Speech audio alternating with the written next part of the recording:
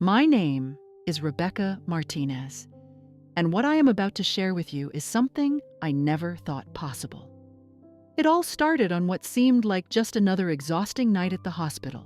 After a grueling 16-hour shift in the ER, I could barely keep my eyes open. Patients came and went, some recovering with relief while others needed more care. I was used to witnessing life hang in the balance, but I never imagined that mine would be next. As I finally sat down for a moment of rest in the break room, a sudden, crushing pain shot through my chest. My vision blurred, my body collapsed, and in an instant, I was gone. Clinically dead for 16 minutes, but death was not the end. During those minutes, I found myself in a place unlike anything I had ever known, a realm beyond human understanding, where I stood face to face with Jesus Christ himself. There, he revealed a truth so powerful, so earth-shattering, that it has changed everything I once believed. He showed me why so many Christians, even the most devout believers, don't make it to heaven. He also showed me how prayers and faith alone are not enough to enter his kingdom. What I saw, what I learned, has never left me. And now I know it's my purpose to share this truth with as many people as possible. Now, if you'll allow me, I'd like to tell you the full story. I'm a 36-year-old trauma nurse from San Antonio, Texas. On the surface, my life appeared steady. I had a career dedicated to saving lives, colleagues who respected me, and a routine I could count on. But beneath it all, doubt quietly eroded my faith. I was raised in a Christian home where prayer was second nature, something I did instinctively as a child. Back then, I believed every word mattered, that God heard every request. But as the years passed, unanswered prayers began to weigh on me. I saw people in the ER crying out to God for their loved ones, only to lose them minutes later. I wondered if prayer changed anything at all. Was it simply a way to find comfort? Or did it truly hold power? Over time, I prayed less. I convinced myself that my actions, my ability to save lives, mattered more than words whispered into the void. On March 12, 2024, I had just finished a back-to-back shift. I was running on fumes, my mind cluttered with thoughts of patients I couldn't save. I don't even remember walking to the break room. I just knew I needed a moment of quiet. That moment never came. A sudden pain exploded in my chest, unlike anything I'd ever felt before. My knees buckled, and I hit the ground hard, everything blurred, the sounds of the hospital fading into the distance. Then everything went black. I was later told that my heart stopped before the paramedics even reached me. Clinically dead for 16 minutes. But in those moments, I wasn't gone. I was somewhere else. Somewhere that changed everything I believed about life, death, and what it truly means to know God. The transition was unlike anything I could have imagined. One moment I was surrounded by the stark fluorescent lights of the hospital, and the next, I was standing in a space that felt vast and infinite. It was neither dark nor bright, just an endless expanse filled with a profound sense of peace. Time had no hold here, and yet I was aware of every passing moment in a way that defied human understanding. I became aware of a presence, one so overwhelming yet comforting, that I could do nothing but stand in awe. Then, I heard him. "Rebecca," his voice called to me, and at that moment I knew exactly who he was. Jesus stood before me, not as the paintings depicted, but as a being of light and love, radiating a presence that filled every part of my soul. I couldn't speak, couldn't move. His gaze held the weight of eternity itself, and yet it was filled with an unimaginable tenderness. "My daughter," he said, "I have brought you here to show you what your earthly eyes could never perceive." With a single motion of his hand, the space around us shifted, and suddenly, I was no longer standing in the stillness. I saw visions of the world I had left behind, but through a lens I had never known before. It was as if a veil had been lifted, and I was seeing beyond the physical into a realm where the true battles of the soul took place. I saw prayers, prayers that floated like beams of light, piercing through layers of darkness. Some shined brightly, pushing away shadows, while others flickered, struggling to break through. And then I saw the weight of unbelief, of distractions, of lives consumed by the earthly rather than the eternal. These were the reasons so many never truly reached heaven. It wasn't that God turned them away, it was that they had chosen, over time, to drift so far that they could no longer hear his voice. I watched as people, believers, faithful in outward appearance, lived their lives convinced they were walking in the light. Yet their hearts remained tethered to things that pulled them away from God: the pursuit of success, the distractions of the world, the gradual cooling of their faith. And all the while the enemy worked tirelessly, whispering lies, planting doubt, feeding complacency. Jesus turned to me. "Do you see now?" he asked. "It is not enough to know my name. It is not enough to utter prayers without faith.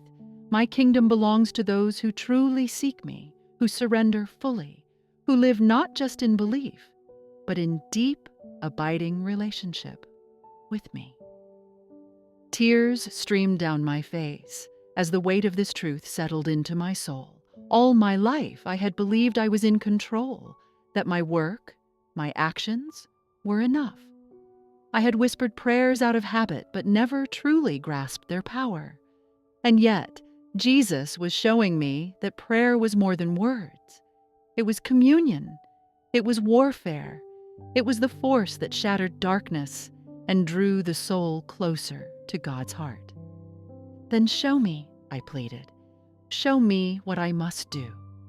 Jesus extended his hand, and as I took it, a new vision unfolded before me, a revelation that would forever change how I saw my life, my faith, and my purpose.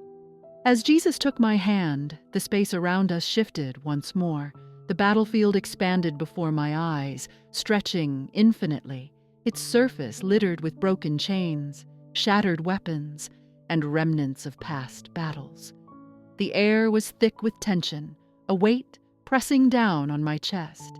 I could hear the distant sound of wailing, desperate cries that sent shivers down my spine. Shadows slithered across the ruins, whispering half-truths and deceptions, feeding the walls of darkness that encased the trapped souls inside their strongholds. The fortresses stood tall, their jagged edges pulsing with an eerie glow. These were not ordinary structures. They were prisons built from doubt, fear, and deception. They loomed over the battlefield, their presence suffocating. "Look," Jesus instructed, his voice both sorrowful and resolute. I followed his gaze and saw more clearly figures I knew. My closest friends, colleagues, people I had prayed for but never truly fought for in spirit. They were shackled not by force but by belief, convinced they were free when in truth they were captives of their own making. I saw a woman I had once worked with, a fellow nurse. She had always seemed confident in her faith, yet now she stood within a fortress of self-reliance, her hands gripping the iron bars as if holding on to the illusion of control. Nearby, a man I recognized as a patient's grieving father sat in the shadows, his fortress built from grief so deep that it had become his cage. Some clung to their fortresses, holding on to material success, their accomplishments forming the very bars that imprisoned them. Others were ensnared by distractions, their minds so consumed by worldly matters that they no longer sought the voice of God. My chest tightened at the sight of them, at the realization that I too had lived this way, self-assured, unaware of the chains that had bound me for so long. A sudden movement caught my eye. Among the trapped souls there were those who stirred, weak but determined. Their hands reached outward, their lips forming silent prayers, their spirits crying for help. The walls around them trembled slightly, cracks forming where faith still flickered. My heart pounded with recognition. Hope was not lost. Jesus raised his hand, and at once the battlefield erupted with light. The sky split open, and from the heavens, angelic warriors descended. Their armor gleamed like polished silver, their swords ablaze with fire that cut through the darkness. They moved with purpose, their presence sending ripples of power across the battlefield. The demons guarding the strongholds recoiled, screeching as their illusions shattered under the force of divine truth. I gasped as I saw prayers, real prayers, rising from earth, glowing threads weaving through the sky and striking the strongholds with overwhelming force. The prayers weren't just words, they were weapons. They struck the fortresses like bolts of lightning, weakening the walls with every whispered plea, every cry of desperation. Then I saw myself. I was back in the hospital, weary, disillusioned, questioning everything. I had no idea that every whispered prayer, no matter how weak, had left a mark on this battlefield. That even in my doubt, God had been fighting for me. Tears streamed down my face as the weight of my own blindness settled upon me. I had believed my prayers were empty, that they had fallen into silence. But now I could see the truth. Every prayer had mattered. Every plea had shaken the walls of darkness, even when I had felt unheard. Jesus turned to me, his eyes filled with both love and urgency. "Rebecca, do you see? The battle is not won by belief alone. It is won by surrender, by perseverance, by refusing to accept the enemy's lies. Those who persist, who cry out, who fight with faith, their chains will shatter." A fierce determination ignited within me. I knew now that my prayers mattered, that I had the power to fight, not just for myself, but for others, for those trapped in these fortresses. Jesus had shown me the battlefield, but he had also shown me the key to victory. I turned to him, my voice unwavering. "Then teach me how to fight." Jesus smiled. And as he did, the battlefield roared with the sound of shattering chains. The sound of shattering chains echoed across the battlefield, reverberating through my very soul. The fortresses that had once seemed unbreakable crumbled, their foundations dissolving like sand under the weight of truth. The once imprisoned souls, those who had been shackled by doubt, fear, and complacency, now stood free, their eyes wide with the realization of their deliverance. I turned to Jesus, my heart pounding with awe. "What happens now?" I asked. His gaze was steady, filled with a love so deep it overwhelmed me. "Now you return," he said. "You have seen the battle. You have seen what keeps so many from my kingdom. But knowledge alone is not enough. You must tell them." A wave of emotion surged through me. The thought of leaving this place, of stepping away from his presence, filled me with sorrow. But what if they don't believe me?